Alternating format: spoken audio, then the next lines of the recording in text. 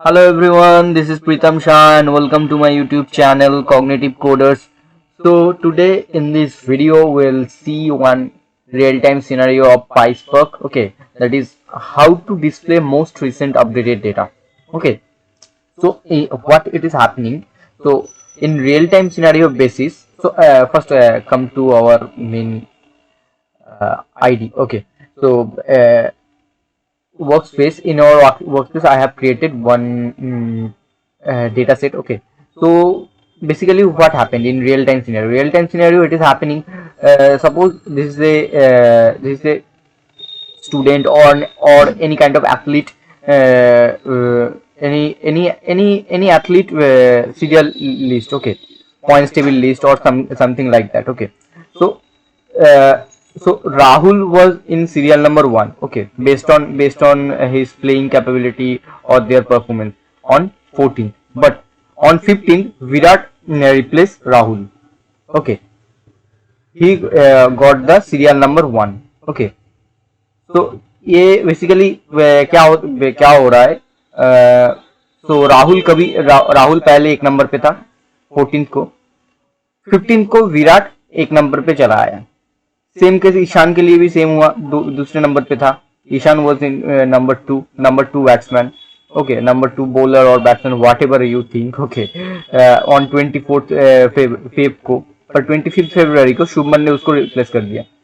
पर ये same data जब फ्रंट एंड में विजिबल होता है, when we will take it to the front end, तो फ्रंट एंड में क्या विजिबल होता है? फ्रंट एंड में तो अपडेटेड डेटा विजिबल होता है। तो ऐसे तो विजिबल नहीं होगा, सब डेटा 1 2 3 ऐसे करके तो विजिबल नहीं होगा। तो only the updated, most updated data visible होगा। तो in that case what we will do, so here what we will do, how to show the most updated data here. So that is our main scenario. Okay, I think you have understood the scenario, so we'll do the solution here. You will get to understand after seeing the full video. Okay, don't skip the video, otherwise you will get confused. Okay, so coming to this, so मेरे पास data ये इस तरह का है। ठीक है, serial number 1 2 3 में पहले राहुल, ईशान, संजू था। उसके बाद उन लोगों को रिप्लेस कर दिया विराट, शुभमन एंड रोहित ने, उनका परफॉर्मेंस देके। ठीक है, तो बेसिकली जब मैं फ्रंट एंड को विजिबल करवाऊंगा कि number serial number 1, serial number 2, serial number 3 में कौन कौन है बैट्समैन, तो तभी विराट, शुभमन और रोहित का डेटा विजिबल होगा। तो if I will use here distinct, तो डिस्टिंक्ट से ये काम नहीं हो रहा है, क्योंकि अपडेट डेट कुछ डिफरेंट टाइप का है। तो डिस्टिंक्ट बेसिकली जो हम लोगों के पास जो डुप्लीकेट डेटा होता है उसको डिलीट करता है। ठीक है, पर यहाँ पे नेम दूसरा है। सीरियल नंबर डुप्लीकेट हो सकता है पर नेम तो चेंज हो गया है ना, और अपडेटेड डेट भी अलग अलग है, तो डिस्टिंक्ट तो यहाँ पे काम नहीं करेगा। ठीक है, तो अभी अगर ड्रॉप डुप्लीकेट भी करते हैं, तो if I will do the drop duplicates, तो drop duplicates also it will not work here. We can do one thing here. If I will select the column here, what it will happen, let's see.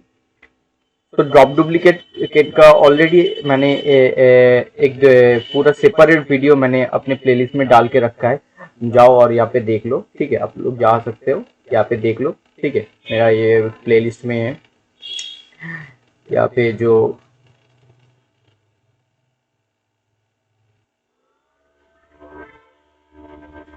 यहाँ पे जो playlist है पाइस्पार्क और database का, ये वाला playlist में मिल जाएगा। ठीक है, तो यहाँ पे मैं फिर भी दिखा देता हूँ। तो ड्रॉप डुप्लीकेट्स अगर करेंगे, अगर सीरियल नंबर कॉलम को देखे तो तब क्या होगा। तो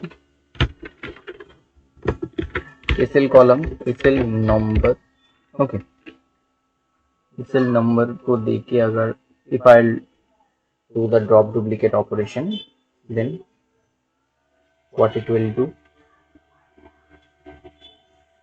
so it will remove the most recent updated वाला। It will consider the earlier data. You can see 14, 24 and 26 वाला डेटा को ये कंसिडर कर रहा है, पर उसके बाद जो अपडेटेड हुआ उसको डुप्लीकेट बोल के हटा रहा है. So that we don't require, that we don't want. Okay, that thing. So in that case, what we can do, we can use order by option. Order by on call function को call करेंगे. उसके बाद call function के अंदर हम लोग दे देंगे based on updated date, update date. Okay, तो इसको डिसेंडिंग ऑर्डर में रखेंगे. ठीक है, क्योंकि मुझे मोस्ट रिसेंट अपडेटेड डेटा को लाना है. ठीक है, तो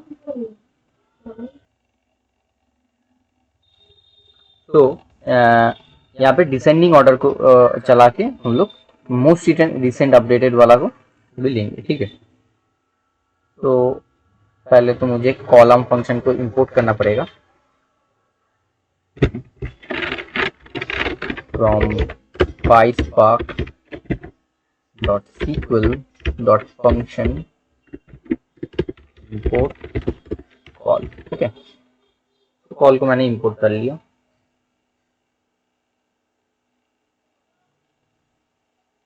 So now you can see we are getting the most recent updated data. Okay, so based on this method, ordered we are using, in this method we are using ordered by. Okay, तो ordered by जब use करते हैं तो तब तो बहुत सारा shuffle होता है, तो परफॉर्मेंस भी थोड़ा डिके हो जाता है. ठीक है, परफॉर्मेंस भी थोड़ा डिक्रीज हो जाता है, क्योंकि ऑर्डर्ड बाई जब भी तुम लोग बहुत सारा मतलब बहुत बड़े डेटा के लिए यूज करोगे, तुम लोगों के पास आई थिंक 1 GB का डेटा है. ठीक है, 500 MB का डेटा है, और 1 GB is too much bigger. Suppose think 300, 400, 500 का डेटा है, 500 MB का डेटा है. तो in that case if you use order by, तो that time the time complexity will increase because shuffling, lots of shuffling happen, and क्या होगा, और जो तुम्हारा परफॉर्मेंस है, जो तुम्हारा कोड का परफॉर्मेंस है, वो भी थोड़ा डिक्रीज हो जाएगा. ठीक है, तो in that case order boy हम लोग यूज नहीं कर सकते. ठीक है, कोड के परफॉर्मेंस और सिस्टम के बेसिस पे, तो अगर परफॉर्मेंस घटेगा तो मेमोरी भी ज़्यादा यूज होगा, तो कॉस्टिंग भी ज़्यादा हो जाएगा. तो that we don't want. Okay, तो हम लोगों को कोड को ऐसे बनाना है कि कोड का परफॉर्मेंस बहुत अच्छा रहे. ठीक है, टाइम कॉम्प्लेक्सिटी भी ज़्यादा नहीं रहे, स्पेस भी ज़्यादा ना यूज हो डीबी का, तो कॉस्ट भी एफिशिएंट रहे. तो ऐसा कोड लिखना है. तो in that case we have one another option to sort out the most recent data. We can use window function. Okay, so in that case what we'll do from PySpark, तो window function कैसे use होता है वो भी मैंने अपने playlist में डाला हुआ है यहाँ पे, और मैं ये वाला वीडियो का भी डिस्क्रिप्शन बॉक्स में दे दूंगा, ये आई बटन में मिल जाएगा तुम लोगों को. तो ये यहाँ पे मैंने ये देखो विंडो फंक्शन का भी एक वीडियो बना के रखा है, पूरा डिटेल्स मैंने यहाँ पे दिया रखा है. So you can go and watch this video before trying this real time scenario. Okay, so I'm showing you here what I'll do. तो पहले तो विंडो फंक्शन को इंपोर्ट करेंगे यहाँ पे. ओके, PySpark.SQL.window, तो विंडो फंक्शन को इंपोर्ट करते हैं.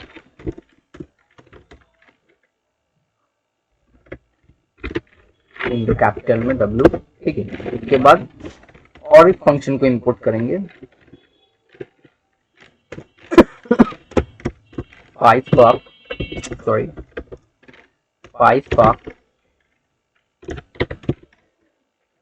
डॉट SQL डॉट फंक्शन से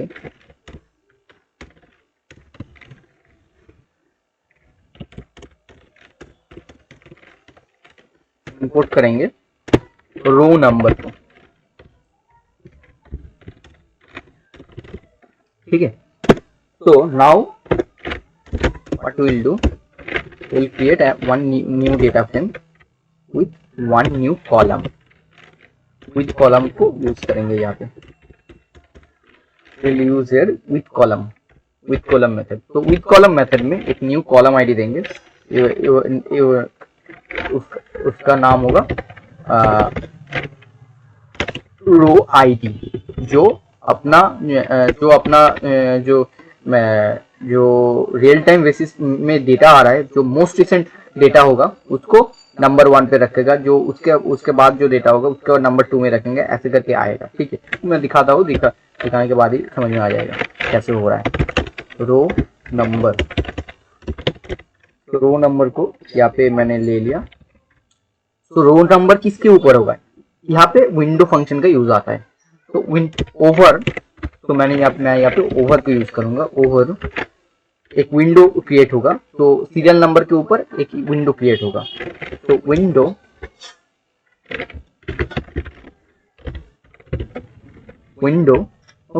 विंडो डॉट पार्टीशन। तो विंडो फंक्शन बेसिकली एक पार्टीशन लेगा जिसके ऊपर ये विंडो को क्रिएट करेगा, partition by, okay, partition by ID column को लेगा। Basically ID means the serial number,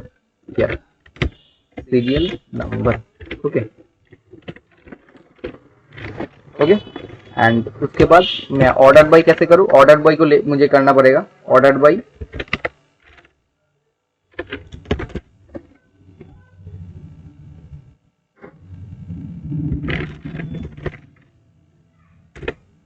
call, okay. उसके बाद अपडेट डेट, ठीक है, इसको डीएससी कर देंगे। तो मुझे मोस्ट रिसेंट वाला डेटा को लाने के लिए ऑर्डर बाय डीएससी करना पड़ेगा, ठीक है। तो now if I will see the data frame here, पहले तो मुझे पहले मैं डिस्प्ले करूंगा समझने के लिए, ठीक है।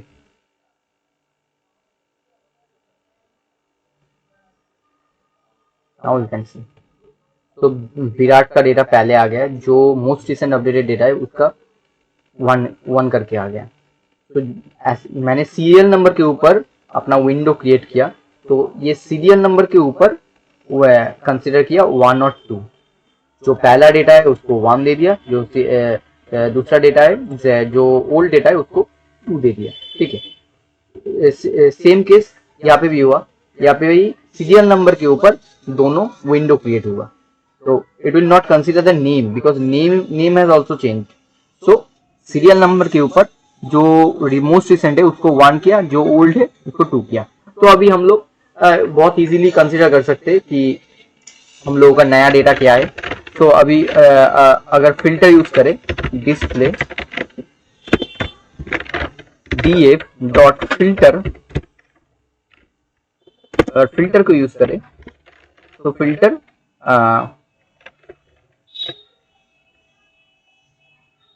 यहाँ पे df dot row ID equals to 1,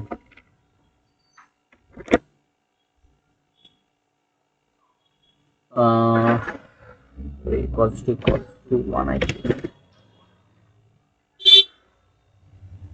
don't know, you are getting the most updated data, okay.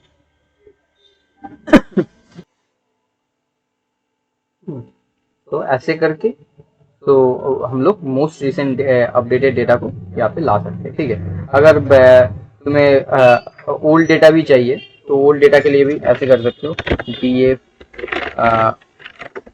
Direct display कर देते हैं, ठीक है। तो df डॉट फिल्टर,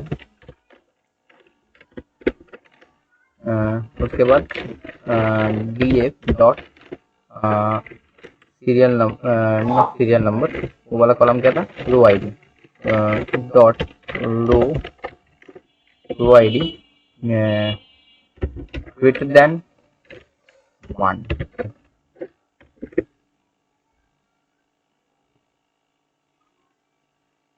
तो यहाँ पे ओल्ड डेटा भी दिखना मिल जाएगा, ठीक है। So based on this way you can show the most recent updated data from our data set. Okay, so I think you have understood the concept. You can practice by yourself to get the full clarification, and don't skip this video, otherwise you will not get understand what I have shown earlier here. Okay, so here first I have imported some dummy data, and after that I have used this schema. Okay, here to for importing this file. Okay, तो यहाँ पे मैंने put function को use करके एक CSV file को create किया, उसके बाद यहाँ पे स्कीमा रेडी करके यहाँ पे वो सेम